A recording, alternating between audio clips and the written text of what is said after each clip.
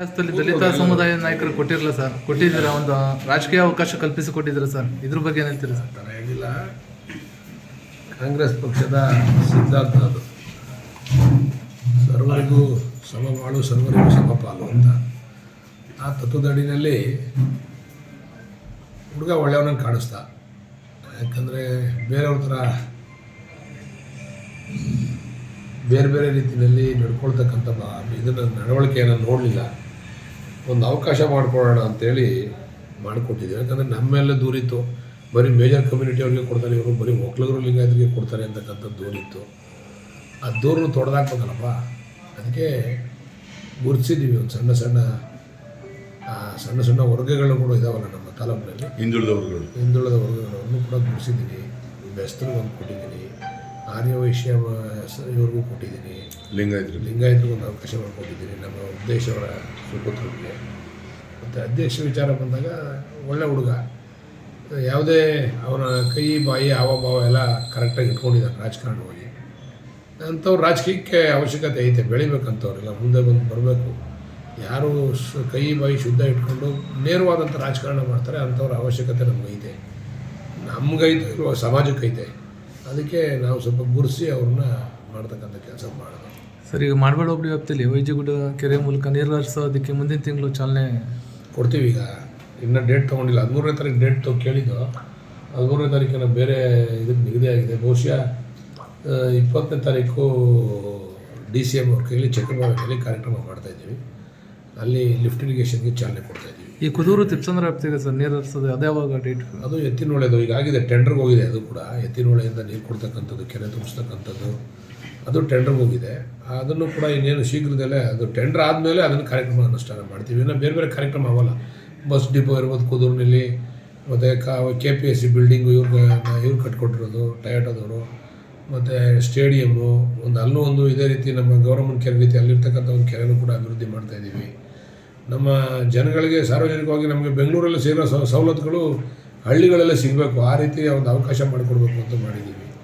ಇವೆಲ್ಲನೂ ಇಟ್ಕೊಂಡು ಟೆಂಡರ್ ಆದಮೇಲೆ ಮಾರ್ಚ್ ತಿಂಗಳಲ್ಲಿ ಒಂದು ದೊಡ್ಡ ಕಾರ್ಯಕ್ರಮ, ಅದು ಮುಖ್ಯಮಂತ್ರಿಗಳನ್ನ ಕರೆಸಿ ಮಾಡಬೇಕು ಅಂತ ಆ ಕಾರ್ಯಕ್ರಮ. ಸರ್, ಈಗ ಪಟ್ಟಣದಲ್ಲಿ ನೀರಿನ ಸಮಸ್ಯೆ ಆಗ್ತಾಯಿದೆ ಸರ್, ಕುಡಿಯೋ ನೀರು ಇಲ್ಲ. ಈಗ ನಮ್ಮ ಚೀಫ್ ಆಫೀಸರು ಚಾಲನೆ ಕೊಟ್ಟಿದ್ದಾರೆ. ನಾನು ಮೊನ್ನೆ ಮೀಟಿಂಗ್ ಮಾಡಿದ್ಮೇಲೆ ನಮ್ಮ ಚೀಫ್ ಆಫೀಸರ್ ಆಂಜನೇಯ ಇದ್ದಂಗೆ ಹೇಳ್ಬೇಕು, ನಿನ್ನ ಶಕ್ತಿ ಅದೇ ಎದೋಳ ಮೇಲ್ಕೆ, ನಿನ್ನ ಶಕ್ತಿ ಅದೇ ಎದೋಳ ಮೇಲ್ಕೆ ಅಂತ ಹೇಳ್ಬೇಕು. ಹಂಗೆ ಶಕ್ತಿ ಅದೇ ಎದೋಳಿಸಿದ್ದೀವಿ. ಬಹುಶಃ ಇನ್ನೆದ್ದು ಏನೋ ಮಲಿಕೊಡಲ್ಲ, ಕರೆಕ್ಟಾಗಿ ಮಾಡ್ತಾರೆ ಅಂತಕ್ಕಂಥ ವಿಶ್ವಾಸ ಐತೆ. ಮೊನ್ನೆ ನೋಡಿದೆ ಅವರ ಇದನ್ನು. ಆಮೇಲೆ 2 ಕೋಟಿ ಚಿಲ್ಲರೆ ದುಡ್ಡು ಕೂಡ ಬರಬೇಕು ನಮಗೆ. ಈಗ ಸಪ್ರೇಟಾಗಿ ಒಂದೊಂದು ಪಂಪು ಮತ್ತು ಮೋಟ್ರ್ಗಳನ್ನ ಇಡಬೇಕು 3 ಕಡೆ. ಎಲ್ಲಿ ನಮ್ಮ ಮಂಚದ ಬೆಲೆಯಲ್ಲೊಂದು, ವೀರೇಗೌಡನ ದೊಡ್ಡಿಲೊಂದು, ಹೊಸಪೇಟೆಲ್ಲೊಂದು. ಅದಕ್ಕೆ ಹಣ ಬೇಕು ನಮಗೆ. ಈಗ ನಮ್ಮ ಜನ ಏನು ನೀರು ಬರಲ್ಲ ಅಂತ ಮಾತಾಡ್ತಾರಲ್ಲ, ಅವರೆಲ್ಲ ವಾಲಂಟರಿಯಾಗಿ ಟ್ಯಾಕ್ಸ್ ಕಟ್ಟಬೇಕು.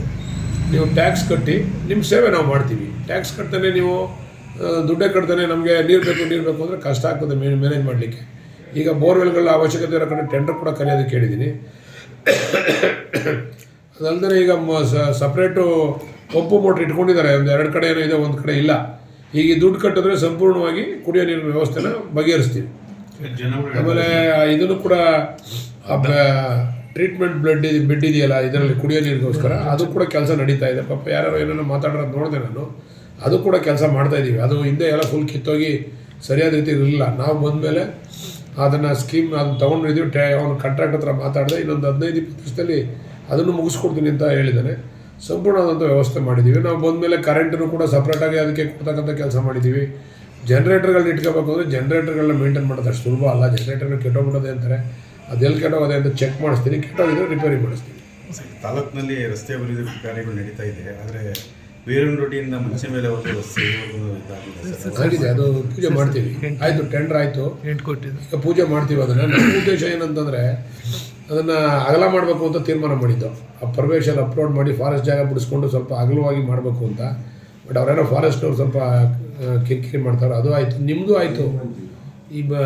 ಇದರಿಂದ ಹೊಸಪೇಟೆ ಸರ್ಕಲಿಂದ ವೀರೇಗೌಡನ ದೊಡ್ಡಿ ಲಕ್ಷ್ಮೀಪುರ ಮುಖಾಂತರ ಕನಕಪುರ ಹೋಗ್ತಕ್ಕಂಥ ರಸ್ತೆ ಈಗ 4ನೇ ಹಂತದ ಶಿಫ್ಟ್ನಲ್ಲಿ ತೊಗೊಂಡಿದ್ದೀವಿ. ಈಗ ಅದು ಏನೋ ಹಣ ಕೂಡ ಬಿಡುಗಡೆ ಆಗಿದೆ. ADB ಏಷ್ಯನ್ ಡೆವಲಪ್ಮೆಂಟ್ ಬ್ಯಾಂಕಿಂದ ಹಣ ಕೂಡ ಬಿಡುಗಡೆ ಆಗಿದೆ.